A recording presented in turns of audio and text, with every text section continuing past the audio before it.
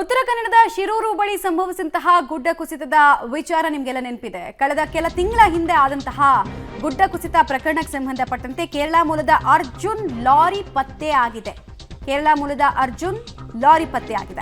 ಗಂಗಾವಳಿ ನದಿಯ ಆಳದಲ್ಲಿ ಈ ಲಾರಿ ಇದ್ದಿದ್ರ ಬಗ್ಗೆ ಕನ್ಫರ್ಮೇಷನ್ ಕೆಲ ವಾರಗಳ ಹಿಂದೆ ಸಿಕ್ಕಿತ್ತು. ಆದರೆ ಅದನ್ನ ಮೇಲಕ್ಕೆತ್ತೋದು ಹೇಗೆ ಅನ್ನೋದು ಪ್ರಶ್ನೆ ಆಗಿತ್ತು. ಮುಳುಗು ತಜ್ಞ ಈಶ್ವರ್ ಮಲ್ಪೆ ಅವರ ತಂಡದ ಸತತ ಕಾರ್ಯಾಚರಣೆಯಿಂದ ಈಗ ಲಾರಿ ಮೇಲಕ್ಕೆತ್ತೋದಕ್ಕೆ ಮುಂದಾಗಲಾಗ್ತಾ ಇದೆ, ಸಿದ್ಧತೆಯನ್ನ ಮಾಡಿಕೊಳ್ಳಲಾಗ್ತಾ ಇದೆ.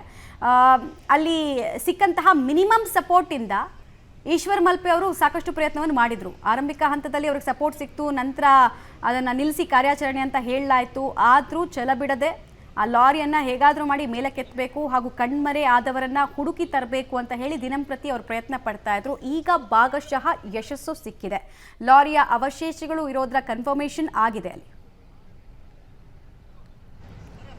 ಡೀಟೇಲ್ಸ್ ಕೊಡ್ತಾರೆ ನವೀನ್ ಸಾಗರ್. ಈಗ ಲಾರಿ ಮೇಲಕ್ಕೆತ್ತುವಂತಹ ಕಾರ್ಯಾಚರಣೆ ಚಿಕ್ಕ ಪುಟ್ಟ ಕಾರ್ಯಾಚರಣೆ ಅಲ್ಲ, ಟನ್ ಗಟ್ಟಲೆ ವೇಟ್ ಇರುವಂತಹ ವಸ್ತುವನ್ನ ಮೇಲಕ್ಕೆ ನದಿಯಾಳದಿಂದ ಎತ್ತಬೇಕು. ಸೊ ಎಷ್ಟು ಗಂಟೆಗಳು ಬೇಕಾಗುತ್ತೆ, ಯಾವ ರೀತಿಯಾದಂತಹ ಕಾರ್ಯಾಚರಣೆಯನ್ನು ನಡೆಸೋದಕ್ಕೆ ತೀರ್ಮಾನಿಸಿದ್ದಾರೆ, ಎಷ್ಟು ಜನ ಈ ಕಾರ್ಯಾಚರಣೆಯಲ್ಲಿ ಪಾಲ್ಗೊಳ್ತಾ ಇದ್ದಾರೆ? ಮಮತಾ, ಈಗಾಗಲೇ ಕಾರ್ಯಾಚರಣೆ 2ನೇ ದಿನಕ್ಕೆ ಕಾಲಿಟ್ಟಿರುವಂತದ್ದು. ಇವತ್ತು ಈಶ್ವರ್ ಮಲ್ಪೆ ಅವರು ಕೆಳಭಾಗದಲ್ಲಿ ಇಳಿದು ಏನು ಲಾರಿಯ ಒಂದು ಕಟ್ಟಿಗೆಯನ್ನು ತೆಗೆದಿದ್ದಾರೆ. ಜೊತೆಗೆ ಲಾರಿ ಇರುವುದನ್ನು ದೃಢಪಡಿಸಿ ಅಲ್ಲಿಗೆ ಅವ್ರ ಹಗ್ಗವನ್ನು ಹಾಕಿ ಮೇಲೆತ್ತಲಿಕ್ಕೆ ಬೇಕಾದ ವ್ಯವಸ್ಥೆಯನ್ನ ಈಗ ಮಾಡಿದ್ದಾರೆ. ಡ್ರಜ್ಜಿಂಗ್ ಮಿಷನ್ ಕೂಡ ಇದೆ. ಆದ್ರೆ ಡ್ರಜ್ಜಿಂಗ್ ಮಿಷನ್ ಒಂದರಿಂದ ಸಾಧ್ಯ ಇಲ್ಲ, ಇನ್ನೂ ಕೂಡ ಮ್ಯಾನ್ ಪವರ್ ಕೂಡ ಬೇಕಾಗಿದೆ. ಈಗಾಗಲೇ SDRF, NDRF ಮತ್ತು ನೌಕಾದಳ ಸಿಬ್ಬಂದಿ ಹಾಗೆ ಏನು ಡ್ರಜ್ಜಿಂಗ್ ಮಿಷನ್ ಅಂತಂದಂತ ಓಷನ್ ಕಂಪನಿಯ ಕೆಲವು ಸಿಬ್ಬಂದಿಗಳ ಮಾತ್ರ ಇದ್ದಾರೆ. ಸುಮಾರು ಒಂದು 40 ಜನರ ತಂಡ ಇಲ್ಲಿ ಕೆಲಸ ಮಾಡ್ತಾ ಇದೆ.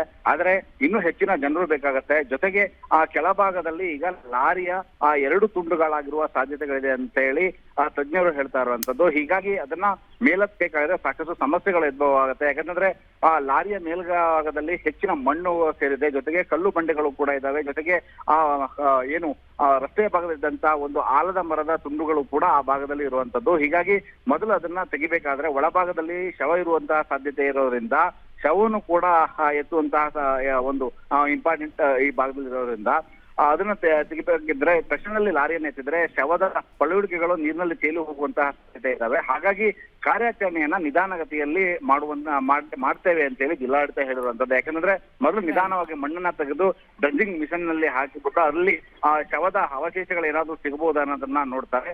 ನಂತರದಲ್ಲಿಯೇ ಲಾರಿಯನ್ನು ಎತ್ತರ. ಹಾಗಾಗಿ ಕಾರ್ಯಾಚರಣೆ ನಾಳೆಯೂ ಕೂಡ ಮುಂದುವರಿಯುವ ಸಾಧ್ಯತೆಗಳಿದಾವೆ.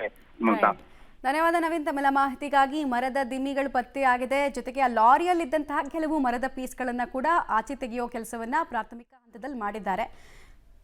ಅದನ್ನು ಮಾಡ್ತಾ ಇದ್ದೀವಿ. ಒಟ್ಟಾರೆ ಡಿಸಾಸ್ಟರ್ ಮ್ಯಾನೇಜ್ಮೆಂಟ್ ಅಥಾರಿಟಿ ಏನಿದೆ ಮತ್ತು ಜಿಲ್ಲಾಧಿಕಾರಿಗಳು ನಾನು ಇರೋ ನಾವೇನು ಕೇಳಿದ್ವಿ ಅದು ಸರ್ಕಾರ ನಮಗೆ ಒದಗಿಸ್ಕೊಟ್ಟಿದೆ.